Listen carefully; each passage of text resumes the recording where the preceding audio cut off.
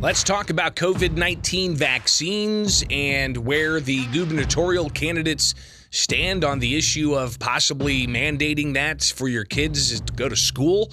We'll get to that coming up here in moments. It is Springfield's Morning News. I'm Greg Bishop on 92.7 WMAY. Springfield's News and Talk. Don't forget, you can donate to Real Men Wear Pink, WMAY.com/pink. I've raised over $1,300 so far. That's why my nails are pink. Megan did a fantastic job, including a nice white ribbon on my pink fingernail. So I was able to raise $1,300, but if I get to $4,000, I'm going to dye my hair pink. All right. So breast cancer awareness, our efforts helped out by Heartland Hearing. Better Hearing starts today. Again, go to WMAY.com/pink and find out how you can donate to my Real Men Wear Pink campaign. All right. So Pfizer has said that they're going to be able to offer up the COVID-19 vaccines for about $110 to $130 per dose. That's after taxpayers have already foot the bill for 375 million doses of the vaccine. And they've also paid for 12 million doses of the updated booster shot. So this is obviously something that we're going to see more of, and especially as the CDC recently approved the COVID-19 vaccine for the list of childhood vaccines, and we'll touch on that here in a moment. But Pfizer saying that they're going to be able to charge up to $130 for the COVID-19 vaccine when the U.S. government stops buying the shots, and you are the U.S. government. So you've been spending quite a bit. How much? Well, this might give you a little bit of an indication. The vaccine brought in $36.7 billion in revenue last year alone for Pfizer. So that kind of shows you just how much money they're making off of the COVID-19 vaccine. 217-629-7970. That's the phone number here with Springfield's Morning News. I'm Greg Bishop, and we can, of course, take your calls as they come in. Good morning. You are on WMAY. What's going on? What are your thoughts? Good morning, and everything's doing fine today. The weather's nice outside. As far as my thoughts are concerned on this shot, you have the Democrats telling us that you have to have a shot to go to school.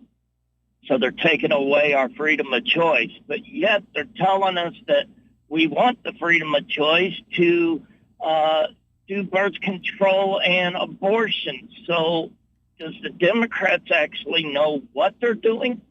Well, it's interesting when you raise that kind of what some people see as a bit of not so equal position, right? Some people might point out and say it's hypocritical to say you have to have the shot, while you also say my body, my choice when it comes to abortion. Now, what I've heard is pushback to that is that the COVID vaccine is meant so you don't kill your grandma or that you don't spread it to somebody else. But here's the thing. Even the CDC director recently got a COVID-19 booster, and guess what? She got COVID. She still got COVID. She still got COVID. So it's obvious that the COVID vaccine does not stop transmission, which kind of pushes, again, back against those who say that you have to get the shot. And we've already seen mandates in place. We've seen mandates in place for college kids in the state of Illinois. Even after the governor lifted his executive order about COVID-19 vaccine mandates for college kids, some colleges still kept that mandate in place. Mandates for those who work in Illinois prisons, mandates for K through 12 staff, and they had to test regularly up to a certain point. Now the governor's relaxed that. But what about K through 12 schools? We'll get to that in a moment here, and also share with you what some of the gubernatorial candidates have had to say about this. But your phone calls at 217-629-7970. Good morning. Hey, good morning, Greg. I want to know how they can legally do this while it's still under emergency authorization. Well, when you bring that up also, you've got people who say, oh, it has been authorized, it's fully authorized. Even IDPH pushed back when I would ask them if they had the Comirnaty, which I think is what it was actually authorized. But from my understanding, and I haven't seen it yet, I don't know if that's accessible. And you can't just go out and buy a vial of Comirnaty from what I understand. I might be wrong on that. No, you're absolutely correct. So every time you're still taking the emergency authorization drug, there's certain legal impunity that they get while it's underneath that process. Right. We understand that they're in court in Europe and already said We had no clue if it was going to be effective or not. We've been doing this for 2 years. We've noticed that it's not effective because people that are fully vaccinated and boosted are still coming down with it. Fauci, the CDC director, we're seeing deaths. We're seeing mitochondria. I mean, there is myocarditis in youths. You had the Florida Surgeon General put out their research that was rather alarming. I'm not sure why that hasn't been picked up by the news, or even if it was considered by the CDC before they earlier this month said, no, we'll go ahead and place that on the schedule for kids. Hey, I appreciate the call. We'll get to more of them. Good morning. You're on WMAY. Your thoughts on this? Yes, it was supposed to be the vaccine's job to protect the person taking the vax from the virus. Okay, and then I recently saw a picture of Mayor Lightfoot. She had a little pin on that said, "Bands off our bodies." And I think that's quite hypocritical when, they want to try to force other people to take the vaccination.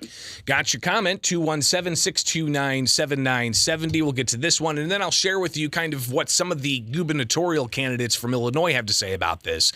Spoiler, I have yet to get a statement from the governor, but we do have the stance from Darren Bailey and also from the Libertarian candidate. We'll share with you in a moment. Good morning. You're on WMAY. Good morning, Greg. I want old Greg, the old fiery foil hat Greg. Conspiracy theory, Greg. It's the drug companies, buddy. They didn't get enough of them vaccines pushed out like they thought. They're looking at the government going, they still made $36 billion off of what they've put out there so far. But you promised me there'd be a lot more of these shots going out. Let's get the mandates rolling again. Let's get these back on the shelves, baby. Jeez. Appreciate the call. I don't know sometimes. I don't know if he's tongue-in-cheek half the time he calls or what, but kind of interesting to hear. All right, let's get to where the various candidates land on this when it comes to mandating COVID-19 vaccines for school kids. So some of Illinois' gubernatorial candidates letting their position be known. This after an advisory panel with the CDC approved adding COVID-19 vaccines to the list of childhood vaccines for the 2023 schedule. Now, the CDC said on Twitter, states establish vaccine requirements for school children, not the Advisory Committee on Immunization Practices, or CDC. Now, that's prompted people raising concerns that there could be a future mandate for children to get vaccinated from COVID before they go to school. Governors and gubernatorial candidates from across the country have been announcing their positions ahead of the November 8th election.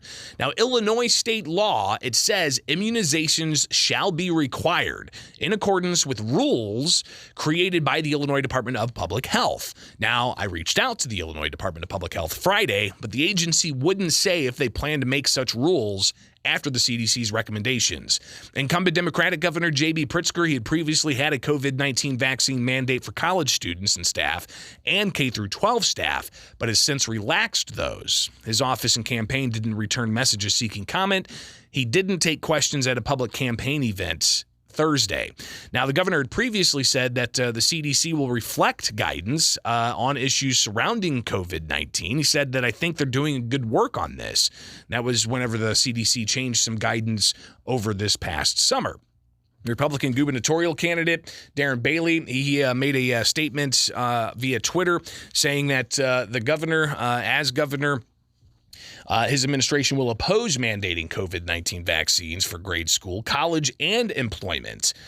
We all know that mandate candidate J.B. Pritzker will force it on your kids because he thinks the government knows better than parents.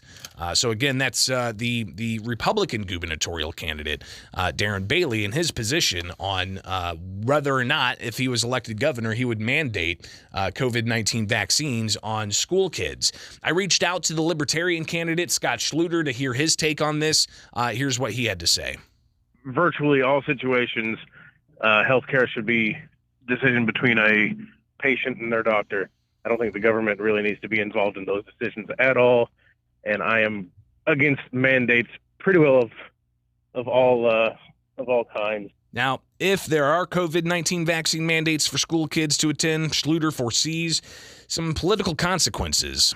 A lot of people have had enough. They are well past their tipping point when it comes to mandates and government, involvement in their life and intrusion into their decision making. And I think that what you'll see is a lot more school choice pop up. So, again, giving you a bit of a lay of the land of where these gubernatorial candidates stand on COVID-19 vaccine mandates. Meanwhile, you've got the group Informed Consent Action Network, and they're actually saying that they're preparing to sue any state that requires the COVID-19 vaccine in order to attend grade school. A statement from the group says, ICANN has told us it will financially support and challenge against any state. So if all 50 states require it to attend school, ICANN will support challenges in the mandate in every single one of those states. Is this going to be an issue for you heading to the polls? Whether or not the gubernatorial candidate is going to require COVID-19 vaccines for school kids. This, again, following the CDC's recommendation that the COVID-19 vaccine be placed on the schedule for kids, for youth. And while the CDC says they don't mandate things for schools, it could very easily trickle down to the schools through state law in Illinois that has the Department of Public Health crafting those rules. Now, a list of IDPH immunization requirements for 2021 linked from the Illinois State Board of Education website. It produced a page not found error. I was trying to see, well, what other vaccines are on that list. I couldn't find that list on IDPH's website. And IDPH's link for ages 0 through 18 immunization schedules, it links to the CDC's 2022 document. So you can imagine that the 2023 document that the CDC just authorized, that could land as a link to IDPH's website for the immunization schedule for youth. All right, a lot more to come on that. There's no question. Again, a day and 2 weeks before the November 8th election. It's just around the corner. I'm really... I don't know. I can't wait for it to happen. But then again, I want it to be done so that we can start letting all the dust settle, so to speak. It is Springfield's Morning News. I'm Greg Bishop on 92.7 WMAY, Springfield's News.